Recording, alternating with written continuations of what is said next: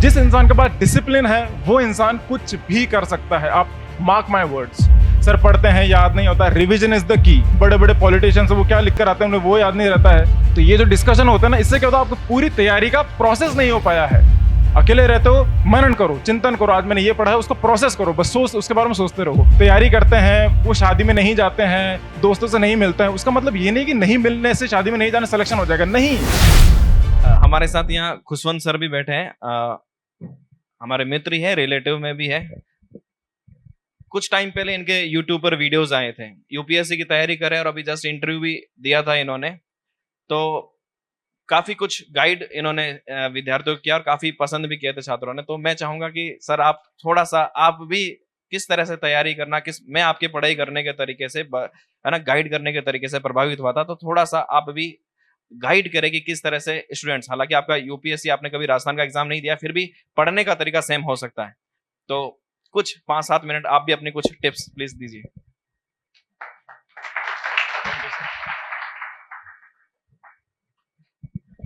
चेहरे देख के मुझे ऐसा लग रहा है कि लोग वेट किसी और चीज का कर रहे हैं, लेकिन एक सेशन बढ़ता जा रहा है। ऐसा है क्या? बोर हो रहे हो? परेशान हो रहे हो? क्या करें सर? सर भी 5-10 मिनट लेंगे, चलो निकाल जाता है जो भी है।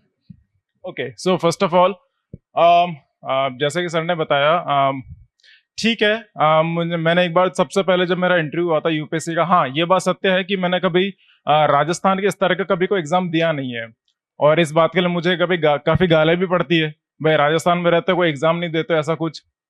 लेकिन मेरे साथ एक दूसरा चैलेंज है, और उसी बात को मैं मद्देनजर रखते हुए बस इतना ही बताऊंगा आपको कि देखो, एग्जाम अलग है, अप्रोच अलग है दोनों एग्जाम्स की, लेकिन उस अप्रोच को अटेन करने का जो प्रोसेस होता है दैट इज मोर और less similar. Is that okay? Clear? For example, जैसे डिसिप्लिन की बात करते हैं हम। अब डिसिप्लिन देखो, जिस इंसान में डिसिप्लिन होता है उस इंसान को कोई भी नहीं रोक सकता है, ये आप मान के चलिए। मैं कोई जीनियस नहीं हूं, इंटेलिजेंट भी नहीं मानता हूं मैं खुद को। सिंपल सा है, प्रैक्टिस करते हैं, कहते हैं ना घिसना है, प्रैक्टिस करना है, बस वो करते रहो। जिस इंसान के पास डिसिप्लिन है वो इंसान कुछ भी कर सकता है। आप मार्क माय वर्ड्स। कभी वेट मत कीजिए कि यार मैं जीनियस नहीं हूं, मुझे याद नहीं रहा। जैसे कई सवाल मैं सुन रहा था, यहां से कुछ कह रहे थे कि सर पढ़ते हैं याद नहीं होता, revision is the key. Revision is the key. कई दफा ऐसा होता है कि जब आप चीजें याद करते हो भूल जाते हो, और ये हर बार होता है, क्योंकि ये चीज कहते हैं ना कि ह्यूमन बीइंग का जरूरी नहीं है हर बार कोई चीज पढ़े बिल्कुल याद हो जाए। ये बहुत ही अजीब सी बात है। कुछ लोग सर्विस में आ जाते हैं, उनको नंबर याद नहीं रहते हैं, बड़े बड़े पॉलिटिशियंस वो क्या लिख कर आते हैं उन्हें वो याद नहीं रहता है। तो हम तो तैयारी कर रहे हैं, इतना रिलैक्सेशन तो मिलना ही चाहिए हमको। ओके, तो आप लोग अपनी तैयारी पे फोकस करें, अच्छे से पढ़े, डिसिप्लिन होकर पढ़े। कुछ एक आध चीजें हैं जो आपको याद रखनी चाहिए कि जैसे कहते हैं ना, सर ने बोला था अभी, सर मन को मार के पढ़ाई करनी चाहिए। मेरा इससे थोड़ा सा ये मानना है कि मन को मारने की जरूरत नहीं है, मन को मना लो। मन को मना लो, मन से दोस्ती कर लो। मन को मारना क्यों है? मन को मना लो, मन से दोस्ती कर लो। अगर ये आपका दोस्त बन गया है ना, कभी मान लो किसी से आप बात कर रहे हो, मान लीजिए आप किसी से फोन पे बात कर रहे हो, तो पता लगता है कि बात कितने 3-4 घंटे निकल जाते हैं। ये ऐसा पढ़ते वक्त ही क्यों होता है कि हम समय को देख रहे हैं। मन को मना लोगे, मन को दोस्त बना लोगे, तो आपको 2 घंटे पढ़ने बैठोगे, 3 घंटे बाद उठोगे आप। तो वो करना जरूरी है। और उसके लिए देखिए, जब आप पढ़ने बैठे तो always apply the rule of 45:15। 45 minute पढ़ें और 10-15 मिनट गाने नहीं सुनना है, वीडियोस नहीं देखना है, आंख बंद करके आराम से डीप ब्रीदिंग करनी है। समझ रहे आप चीज को? मैं प्रवचन नहीं दे रहा हूं यहाँ पे। ये बहुत ही जो मेरे साथी लोग हैं, जो कुछ लोग तैयारी करके जो ऑलरेडी सर्विस में बैठे हैं, कुछ लोग मेरे मित्र हैं जो हैदराबाद एकेडमी आईपीएस की ट्रेनिंग चल रही है उनका भी यही तरीका रहा है। जब हम रूममेट थे, हम सब पढ़ते हैं, तो 45 मिनट पढ़ाई करी, क्योंकि देखिए इंसान का जो दिमाग है वो 50 मिनट के आगे नहीं चलेगा। आप कितना भी प्रयास कर लीजिए, 45 मिनट पढ़ाई करी, 15 मिनट आपको डीप ब्रीदिंग करनी है ना। उस मिनट आपको है ना किसी से फोन पे बात नहीं करनी, क्योंकि देखो माहौल में रहना जरूरी है। कई दफा ऐसा होता होगा, आप आपने सुबह पढ़ाई करी, 6-8 घंटे पढ़ाई करी, फिर शाम को दोस्त के साथ घूमने चले गए। सी, दिस इज द पॉइंट। आपको यह समझने की जरूरत है कि जब आप पूरा पढ़ते हो उसको प्रोसेस करना बहुत इंपॉर्टेंट है। जब आप 3-4 घंटे, आप 7-8 घंटे पढ़ लिए, शाम को जाके अपने दोस्तों के साथ थोड़ी गेड़ी मार ली, बात कर ली, चाय वाय पी ली, और ना डिस्कस कर रहे हो, अरे यार उसकी शादी हो गई यार। तो ये जो डिस्कशन होता है ना, इससे क्या होता है, आपको पूरी तैयारी का प्रोसेस नहीं हो पाया है, कंसोलिडेशन नहीं हो पाया है। पौधे में पानी डालना काफी नहीं है, at least give it a time to absorb the water, right? Hello hello everyone. तो उसको पानी को एब्जॉर्ब करने का समय देना बहुत जरूरी है। और वो कब होता है, जब आपकी तैयारी पढ़ाई हो जाती है, उसके बाद आप अकेले रहते हो। अकेले रहना जरूरी है। अकेले रहते हो, मनन करो, चिंतन करो, आज मैंने ये पढ़ा है उसको प्रोसेस करो, बस उसके बारे में सोचते रहो। इसलिए ऐसा कहा जाता है कि जो तैयारी करते हैं वो शादी में नहीं जाते हैं, दोस्तों से नहीं मिलते हैं। उसका मतलब ये नहीं कि नहीं मिलने से शादी में नहीं जाने सिलेक्शन हो जाएगा, नहीं। वो उस माहौल से अगर खुद को अलग रखेंगे, वो जो चार दूसरी बातें उनको नहीं करेंगे, वो एब्जॉर्ब करते हैं उसके अंदर सिचुएशन को, पूरे कंटेंट को, वो जरूरी है।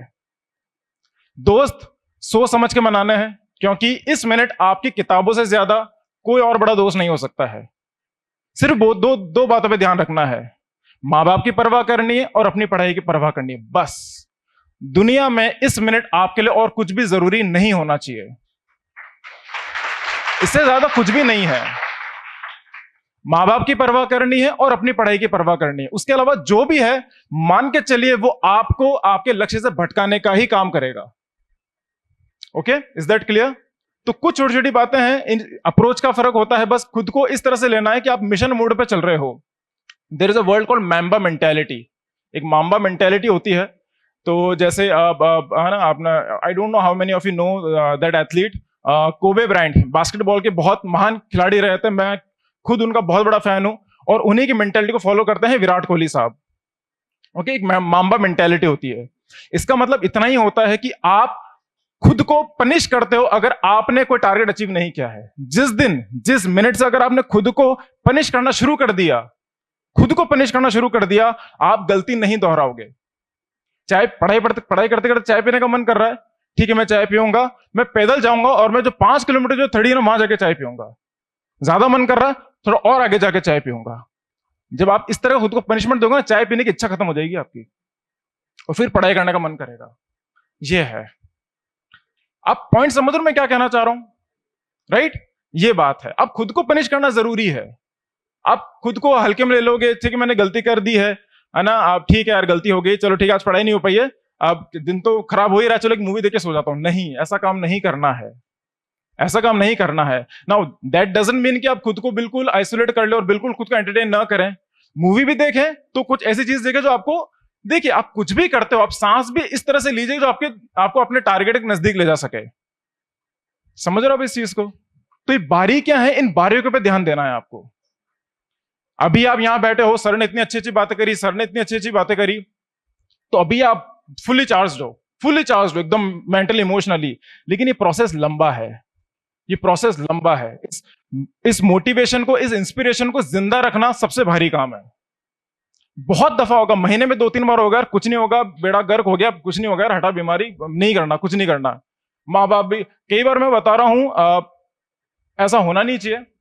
चलो मैं आपको छोटा सा किस्सा बता रहा हूं, भगवान माफ करे अगर मैं खुद की तारीफ करना चाहूंगा तो।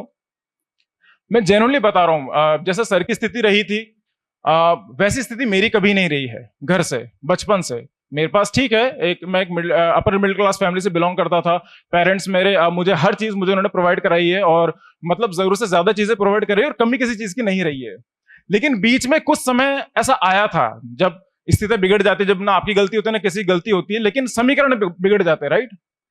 तो उस समय मैंने कुछ 6-8 महीने के लिए गाड़ियां भी धोई हुई है। मेरी सिचुएशन ऐसी हो गई थी। Are you getting my point? मैंने कार वॉश भी किया हुआ है। ओके, तो और वो जमाना था कोरोना का। ऐसी स्थिति भी आ जाती है आपके पास, लेकिन do not let the circumstances decide your results. कभी किसी सर्कमस्टेंसेस को यह तय करना मत दीजिए कि आपका परिणाम क्या होगा। ओके, तो आपको उस समय भी मोटिवेट रखना है खुद को कि यार देख, अभी मेरा स्थिति खराब है, क्यों? मेरा समय खराब है, मैं खराब नहीं हूं, मेरा समय खराब है। और समय तो देखो, मार्च पास्ट देखिए आपने, मार्च पास्ट चलती है, देखा है? दाएं मोड़, बाएं मोड़, सीधा देख चल। जो परेड के जो सबसे आखिरी में इंसान खड़ा होता है, आखिरी में, जब वहां से आदेश आता है कि परेड पीछे मुड़, वो आखिरी मड़ा एक विदिन अ सेकंड सबसे नंबर 1 पे आ जाता है। वो एक झटके में, 1 सेकंड में, जो सबसे पीछे चल रहा है। यही चीज आपकी जिंदगी में हो सकती है। अभी आपके पास कोई कॉल ही नहीं आएंगे, कोई कॉल नहीं आएगा आपके पास, क्या कर रहा है, कहाँ कर रहा है, क्या कर रहा है, कोई ऐसा कोई आपको कोई इंपॉर्टेंट पूछेगा नहीं तबीयत कैसी क्या है। लेकिन जिस दिन आपका सिलेक्शन हो जाएगा सारे लोग आ जाएंगे, अरे भैया ने एक बार बचपन में थप्पड़ मारा था, बहुत प्यारे सर हैं, बहुत प्यारे भैया हैं, सिलेक्शन हो गया, मेरे साथ ही थे वो। ऐसे भी होते हैं, खूब होते हैं, परिवार वाले सब आपको कॉल करने शुरू कर देंगे। लेकिन उसके लिए पहले खुद को तपाना पड़ेगा, बहुत तपाना पड़ेगा। तपना कैसे है, तमाम तरह की गाइडेंस, अब देखो यूट्यूब पे जाओगे, सर से मिलोगे, गाइडेंस मिलती रहेगी, बहुत गाइडेंस है मिलने के लिए, बहुत है। आपको बस खुद के लिए तय करनी आपको सूट क्या कर रही है। आरएस बनने के कई तरीके हैं, कई तरीके हैं, लेकिन आपकी पर्सनैलिटी पे क्या सूट कर रही है, आपको उसको सटीक तरीके से जानना है और फिर आपको उसमें आगे बढ़ना है। ठीक है, पहले आप समझ लीजिए कि क्या आपकी पर्सनैलिटी है आरएस बनने जैसी, पहले ये देखना जरूरी है। लगना नहीं है, शुरू नहीं हो जाना, पहले देखिए कि क्या सच में मेरी। देखिए मान लीजिए कि मान लो सरकार कह देती कि जो भी आरएस बनेगा उसको तनख्वाह नहीं मिलेगी, सेवा करने का मौका पूरा है, क्या फिर आरएस बनना चाहेंगे? खुद से पूछा है सवाल कभी? लाल बत्ती गाड़ी नहीं मिलेगी, बंगला नहीं मिलेगा, आरएस बनना, हाँ सेवा करने का मौका पूरा है, क्या बनना चाहोगे? कुछ कह रहे हैं नहीं sir, and I appreciate that answer, and I really appreciate that answer, क्योंकि वो एटलीस्ट खुद से ईमानदार हैं। तो आपका मोटिवेशन ढूंढिए, आपका मोटिवेशन एक्चुअल में कहां है। Right, hello everyone. चलो तो अब मैं इस बात को यहां पे खत्म करता हूं। आई होप मेरे आपने 10-15 मिनट में कोई एक या दो बात आपने पकड़ ली हो, बस मेरा पर्पस पूरा हो जाएगा, मेरा पर्पस पूरा हो जाएगा। एक या दो बात, बाकी बातें भले ही जाने दीजिए, कोई भी आपके हिसाब से कोई दो बात ठीक लगे उसको पकड़िए और आगे बढ़ जाइए बस। ठीक है, thank you so much for your cooperation, so thank you for being here, take care, जय हिंद।